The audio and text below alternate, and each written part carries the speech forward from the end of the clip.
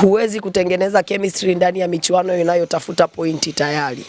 Kwa hiyo wao kipindi hiki wakubali kwamba wameisha feli, pamoja na kwamba mpira una matokeo ya ajabu, mara mpira unadunda ila kwenye maji hauwezi kudunda, lakini wanatakiwa watambue msimu huu hawana cha kwao, sio ndani na hata nje kwenye michuano ya kimataifa.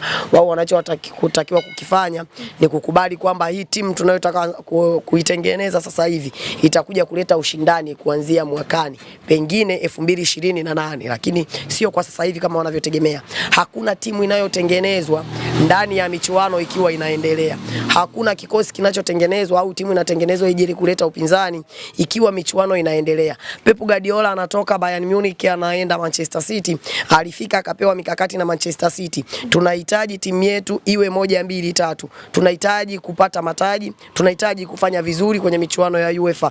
Na Pep Guardiola akawaambia, kama mnahitaji kufanya vizuri kwenye michuano ya kimataifa na kufanya vizuri kwenye ligi ya EPL, maana yake natakiwa niibomoe kikosi cha Manchester City, niweze kusajili wachezaji watakaoweza kuingia kwenye mifumo yangu na kuhakikisha tunakuja kuleta upinzani kwenye ligi ya EPL.